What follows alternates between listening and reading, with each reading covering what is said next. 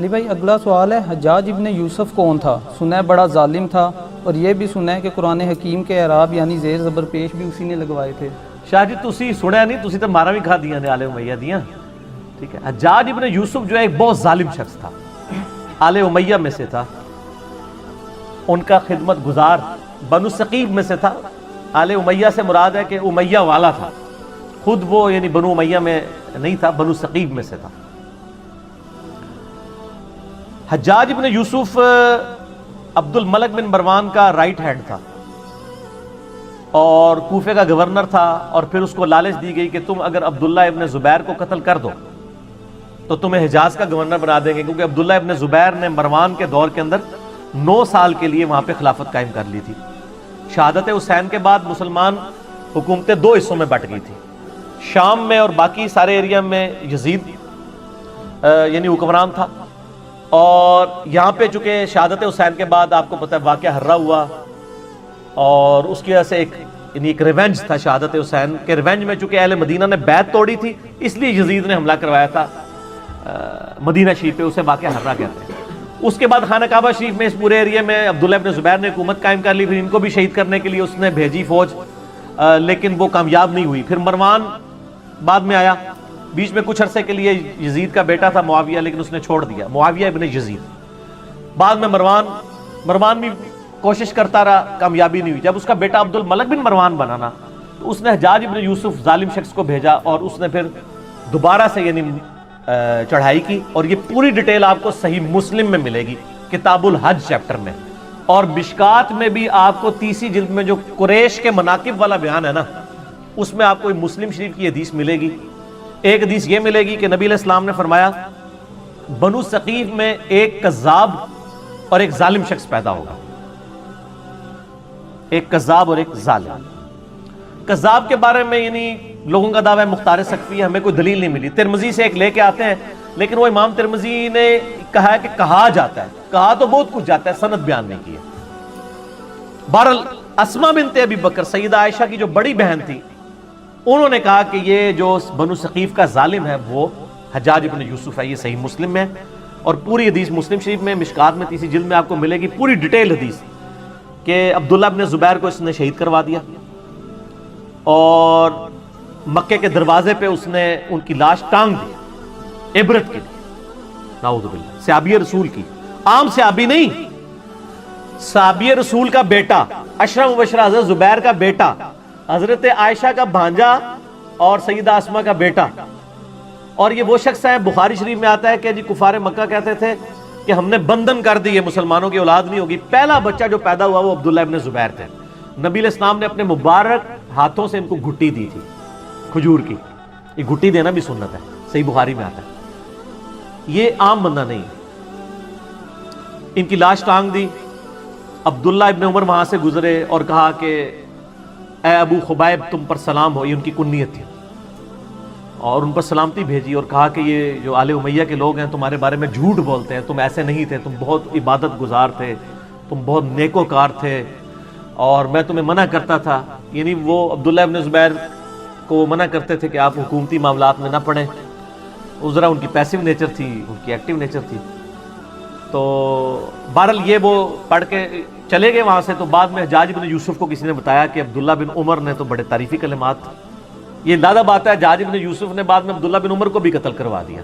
آل امیہ نے کسی کو نہیں چھوڑا، جو ان کے حاکم بھی تھے ان کو بھی شہید کروایا، یہ بھی صحیح بخاری میں آتا ہے حج والے چیپٹر میں، کہ حجاج بن یوسف تیمارداری کے لیے آیا عبداللہ بن عمر کی، کہا کہ مجھے پتہ چل جائے نا آپ کو کس نے مروایا ہے، یعنی وہ زہر آلود نیزہ مار دیا گیا تھا حج کے دوران، کیونکہ امیر حج یہ ہوتے تھے، تو گورنر وہ تھا، وہ کہتا تھا منو امیر حج کیوں نہیں بنا دے، ٹھیک ہے، تو عبداللہ بن عمر کیوں امیر حج ہوتے ہیں؟ تو عبداللہ بن عمر نے فرمایا میرا قاتل وہ ہے جس نے احرام کی حالت میں آلات جنگ لانے کی اجازت دی ہے، یعنی تو اب ڈائریکٹ تو نہیں کہہ سکتے تھے نا، ظالم آدمی تھا، تقیۃً انہوں نے ایک بات کی، میسج کنوے کر دیا۔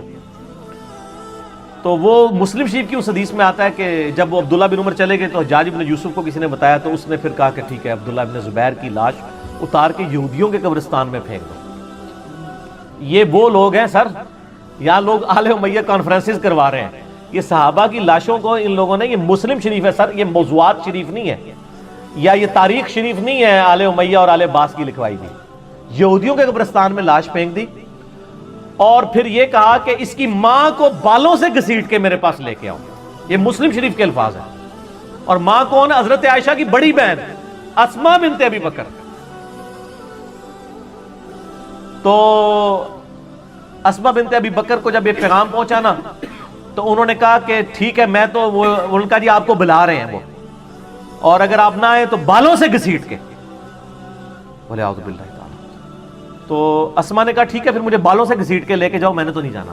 اب وہ جو آئے تھے ان کو بھی شرم آئی کہ یار حضرت ابو بکر کی بیٹی ہے، یہ عائشہ کی بڑی بہن ہے اور عبداللہ ابن زبیر صحابی کی ماں، اور بالکل شروع میں اسلام قبول کرنے والوں میں.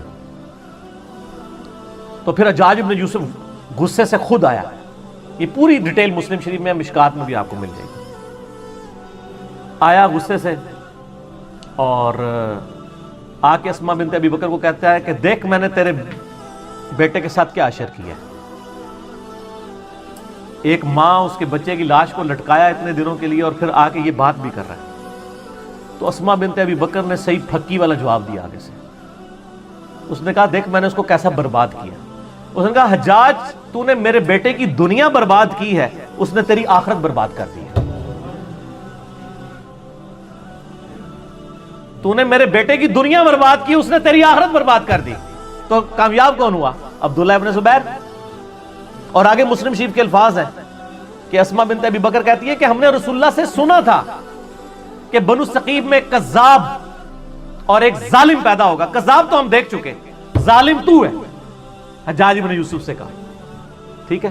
اور پھر فرمایا کہ میں نے سنا ہے تو مجھے کہتا ہے کہ 2 آزار بند والی.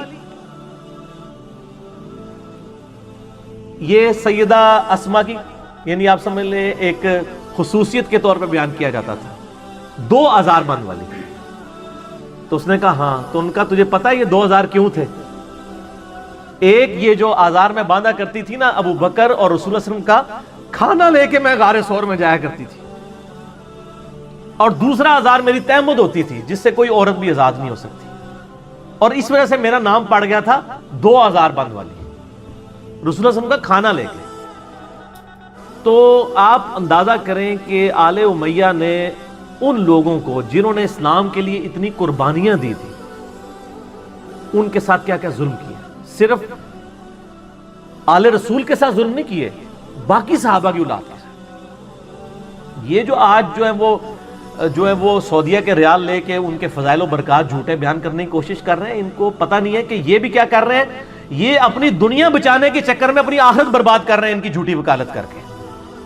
اور سر آپ کو حقائق اگر جاننے ہیں نا تو آپ یہ میرا ریسرچ پیپر پڑھیں، واقعہ کربلا کا حقیقی پس منظر 72 صحیح الاسناد احادیث کی روشنی میں اہل سنت کی مین اسٹریم کی کتابوں سے میں نے 200 روایتیں جمع کی ہیں، اکثر بخاری اور مسلم سے. تو یہ جناب حجاج ابن یوسف تھا اور یہ اس کی اصلیت تھی. پھر اس کا اینڈ بھی ہوا ہے سر. ہر بندے کی اخیر ہوتی ہے نا، ہر بندے کی اخیر ہوتی ہے. پھر اس کو پھر کینسر ہو گیا تھا اور بڑی یہ بری بھیانک موت مرا ہے. اور موت کی اس نے آخری جس صحابی کو قتل کروایا وہ سعید ابن جبیر تھے، تابعی. ٹھیک ہے، وہ بھی بڑا دردناک واقعہ ہے، وہ میں بیان کروں تو آدھا گھنٹہ اور لگ جائے گا. اس کے بعد پھر وہ کسی پہ قادر نہیں ہوا قتل کرنے.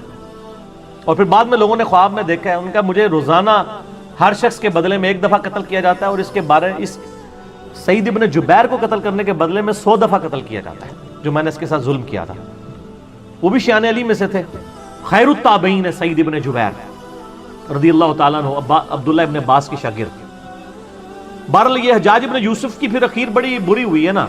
یعنی یہ پھر بعد میں ولید ابن عبد الملک بنا، عبد الملک بن مروان کا بیٹا خلیفہ، اور اسی دوران ولید نے یہ مہم چلانی شروع کی کہ کیونکہ اس کے باپ نے وصیت کی تھی کہ میرے مرنے کے بعد میرا بیٹا ولید بنے گا، اس کے بعد اس کا چھوٹا بھائی سلمان بن عبد الملک بنے گا. تو اس نے یہ مہم چلائی کہ نہیں میرا بھائی نہیں بنے گا، میرے مرنے کے بعد میرا بیٹا کیوں نہ بنے. یہ تحریک اس نے چلائی. جب یہ تحریک چلائی نا تو سارے گورنر آپ کو پتا لائی لگ ہوتے ہیں، سارے مان گئے. ایک گورنر ایسا تھا جس نے کہا کہ نہیں، وہ عمر بن عبد العزیز تھے، مدینہ شریف کے گورنر عمر بن عبد العزیز رحمہ اللہ تعالی. وہ بہنوئی بھی تھے اس کے ولید کے، مروان کے دو بیٹے تھے، ایک عبد الملک اور ایک عبد العزیز. عبد العزیز کا بیٹا عمر بن عبد العزیز ہے، یہ بھی مروان کی اولاد ہے. لیکن دیکھ لیں، اور اسی لیے ہم کہتے ہیں نا آل امیہ میں عمر بن عبد العزیز. مولانا طارق جمیل صاحب کو میں کہتا ہوں نا آل امیہ میں عمر بن عبد العزیز.